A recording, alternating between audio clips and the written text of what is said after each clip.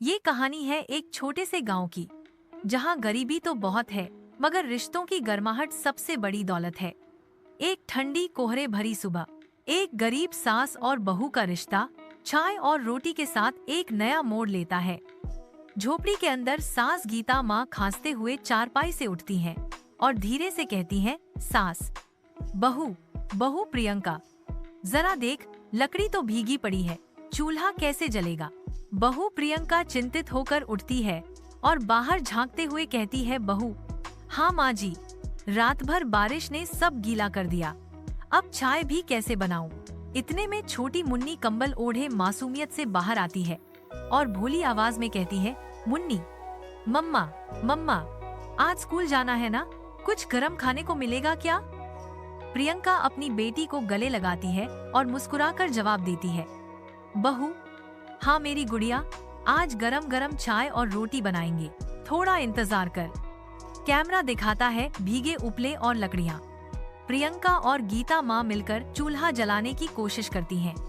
धुआं पूरे कमरे में भरने लगता है। सास, अरे धीरे बहू, वरना पूरा घर धुएं से भर जाएगा। बहू हंसते हुए, माँ जी, लगता है ये चूल्हा भी हमारी तरह हठी है, आसानी से नहीं मानता। दोनों मिलकर फूंक मारती हैं और आखिरकार आग जल उठती है। कमरे में हल्की रोशनी और गर्मी फैल जाती ही है। सोचा दाल और आलू मिलाकर रोटी ही थोड़ा खास बना दूं। आज की रोटी होगी स्पेशल। मुन्नी ताली बजाकर खुश हो जाती है और मासूमियत से कहती है, मुन्नी, वाह मम्मा, मुझे स्पेशल रोटी चाहिए। धीरे धीरे गर्मा गर्म रोटियां चूल्हे पर सेंकी जाती हैं। चाय के प्याले में धुआं उठता है। तीनों आग के पास बैठते हैं। गीता माँ पहला घूंट लेती हैं और मुस्कुराकर कहती हैं, सास, वाह बहू, ये चाय तो दवा जैसी है, गले की ठंडक भी उतर गई।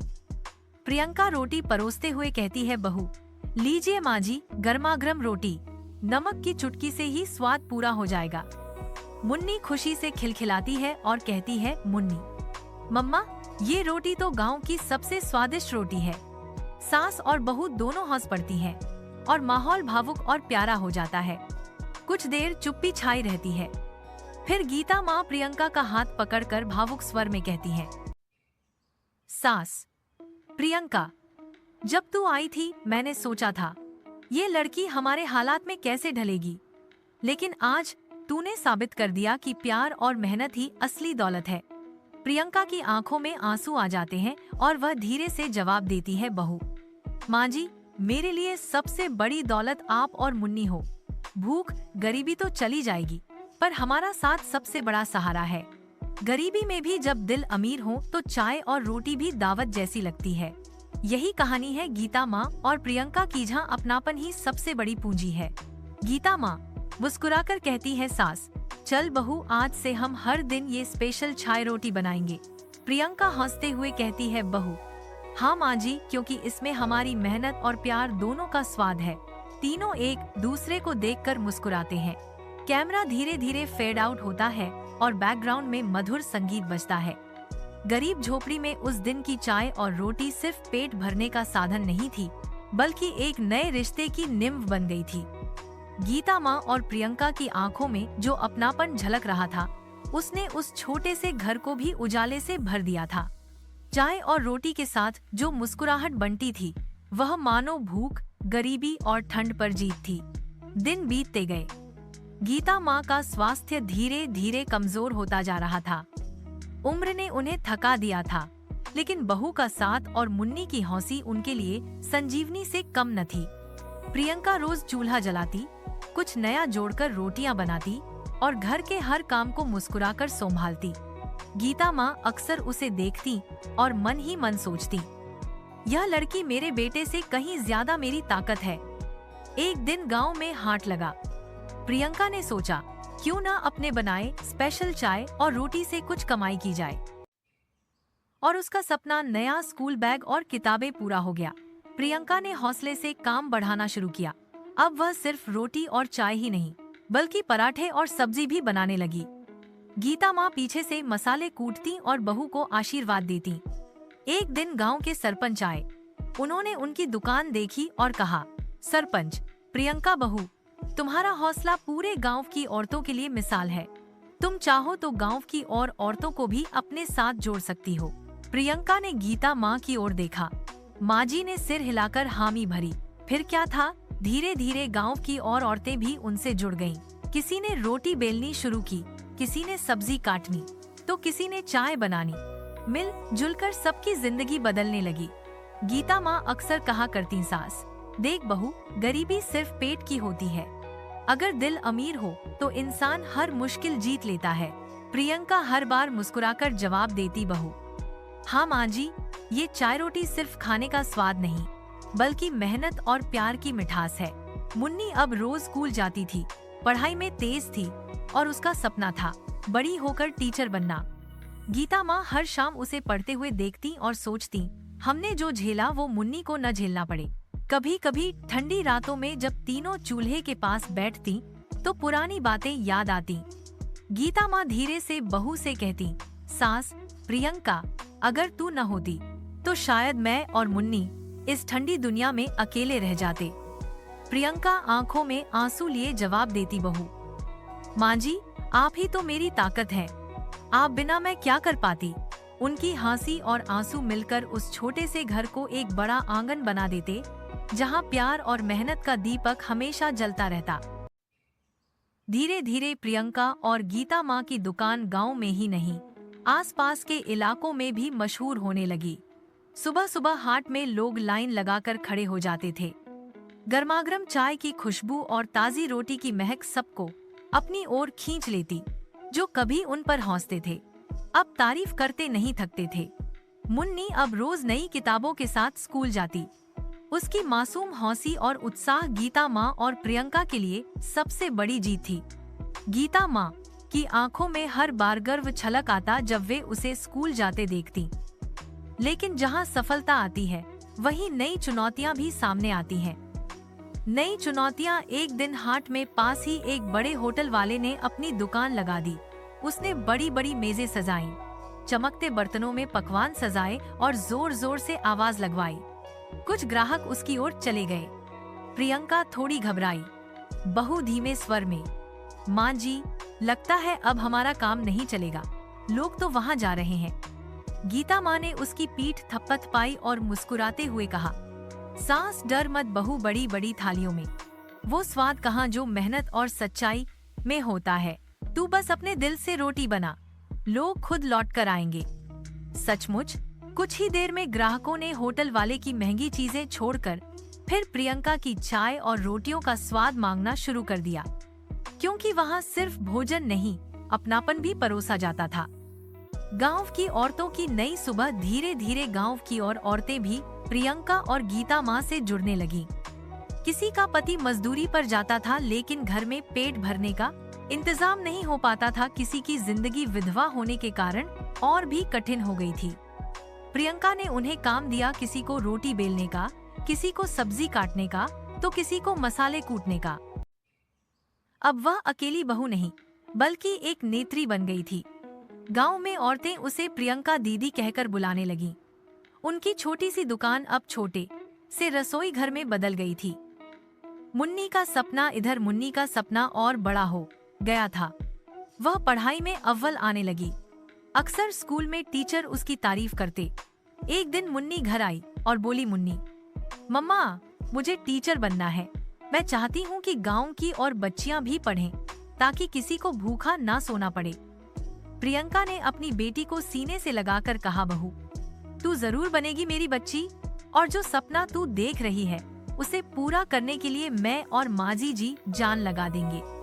गीता माँ की आंखें भीग गईं। वे सोचने लगी, जिस बेटी को हम कभी एक किताब खरीदकर नहीं दे पाए, उसकी बेटी अब गांव की बच्चियों का भविष्य बदलना चाहती है। सरकारी मदद, उनकी मेहनत और लगन देखकर गांव के सरपंच ने उन्हें एक योजना से जोड़ दिया। अब सरकार की तरफ से उन्हें एक छोटा सा ठेला मिल गया। प्रियंका और गीता माँ ने मिलकर उसे सजाया। उस पर माँ बहू स्पेशल चाय रोटी का बोर्ड लगाया गया। ठेले के आने से उनका काम और बढ़ गया। अब वे हाट तक सीमित नहीं थीं, आस-पास के गांवों में भी जाने लगीं। लोग उनकी चाय और रोटियों का इंतजार करने लगे। लेकिन इसके साथ ही कुछ लोगों को जलन भी होने लगी। गांव के कुछ पुरुष कहते, गांव वाले औरतों का काम है घर संभालना, ये क्या दुकानदारी करने लगी। दुनिया उलट पुलब वह अकेली बहू नहीं बल्कि एक नेत्री बन गई थी। गांव में औरतें उसे प्रियंका दीदी कहकर बुलाने लगी। उनकी छोटी सी दुकान अब छोटे से रसोई घर में बदल गई थी। मुन्नी का सपना इधर, मुन्नी का सपना की एक। उनकी यह बात प्रियंका के दिल को हिम्मत दे गई। कठिनाइयों की आंधी समय बीतता गया। एक दिन अचानक गीता माँ बहुत बीमार पड़ गईं। सर्दी ने उनके शरीर को जकड़ लिया था। दुकान चलाना मुश्किल हो गया। प्रियंका दिन रात माँ जी की सेवा करने लगी। मुन्नी भी स्कूल से लौटकर उनकी मदद करती। पैसे फिर कम पड़ने लगे। प्रियंका के सामने बड़ी चुनौती थी, माँ जी को बचाना और दुकान को भी चलाना। वह हार मानने ही वाली थी कि गांव की वही औरतें जिन्हें प्रियंका ने काम दिया था आगे आ गईं। औरतें बोलीं, दीदी आपने हमें सहारा दिया, अब आपकी बारी है। आप माँ जी को देखो, दुकान हम संभालेंगे। प्रियंका की आंखों में आंसू आ गए। सच में उसका दिया हुआ प्यार अब लौटकर उसे मिल रहा था। गांव का बदलता चेहरा कुछ महीनों बाद गीता माँ धीरे धीरे ठीक हो गईं। दुकान अब पहले से भी बड़ी हो गई थी। गांव की कई औरतें उसमें काम कर रही थीं और सबकी जिंदगी बदल रही थी। अब यह सिर्फ माँ बहू की दुकान नहीं बल्कि पूरे गांव की रसोई बन गई थी। बाहर से लोग आते और कहते, ग्राहक हमने सुना है इस गांव की रोटियों में माँ का आशीर्वाद और बहू का प्यार दोनों मिलता है। मुन्नी की सफलता, मुन्नी ने मेहनत से पढ़ाई की और स्कूल में टॉपर बनी। उसे जिला स्तर की छात्रवृत्ति मिली। अब उसका सपना और नजदीक था। गीता माँ और प्रियंका की आंखों में गर्व और खुशी छलक रही थी। सास, देख बहू, हमारी मुन्नी एक दिन गांव का नाम रोशन करेगी। बहू, हाँ माँ जी, यही तो हमारी सबसे बड़ी कमाई है। गांव में प्रेरणा। प्रियंका की कहानी अब सिर्फ उनके गांव तक सीमित नहीं रही। आसपास के गांवों में भी औरतें प्रेरणा लेने लगीं। कुछ ने दुकानें खोलीं, कुछ ने सिलाई कढ़ाई का काम शुरू किया और कुछ ने पढ़ाई पूरी करके नौकरियां पाईं। सरपंच ने एक दिन सभा में कहा, प्रियंका बहू और गीता माँ ने साबित कर दिया है कि अगर दिल से मेहनत की जाए तो गरीबी कोई रुकावट नहीं। ये सिर्फ माँ बहू नहीं बल्कि हमारे गांव की शान है। सभा में सबने तालियां बजाईं। एक शाम जब सूरज ढल रहा था, तीनों गीता माँ, प्रियंका और मुन्नी चूल्हे के पास बैठी थीं। आग की लपटें उनके चेहरों पर चमक रही थीं। गीता माँ ने प्रियंका का हाथ पकड़कर कहा, सास बहू, आज अगर तेरी मेहनत न होती तो शायद ये घर कभी उजाला न देख पाता।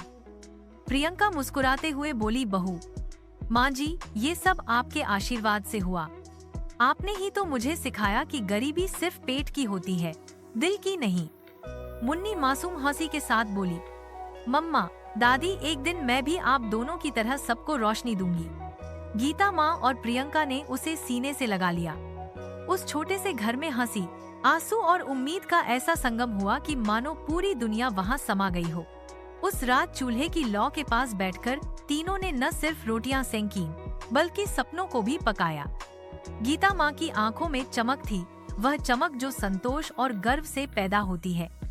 प्रियंका ने मुन्नी को गोद में लिया और धीरे से कहा, बहू मुन्नी, तेरी किताबें और तेरा स्कूल ही हमारा असली खजाना है। तुझे हमसे भी ऊंचा उड़ना है। मुन्नी ने भोलेपन से जवाब दिया, मम्मा, जब मैं टीचर बनूंगी तो सबसे पहले दादी और आपको अपने स्कूल की पहली मेहमान बनाऊंगी। गीता माँ की आंखों से आंसू ढलक गए। उन्होंने आकाश की ओर देखते हुए कहा, सास, हे भगवान, अब मेरी बस यही दुआ है कि मेरी बहू और मेरी पोती हमेशा खुश रहे। अगले दिन से ही प्रियंका ने और जोश से काम करना शुरू किया। उसने औरतों को बांटकर जिम्मेदारियां दी, कोई आटा गूंधे, कोई चाय बनाए, कोई ग्राहकों को संभाल। अब उनकी छोटी सी दुकान एक टीम वर्क का बड़ा उदाहरण बन गई थी।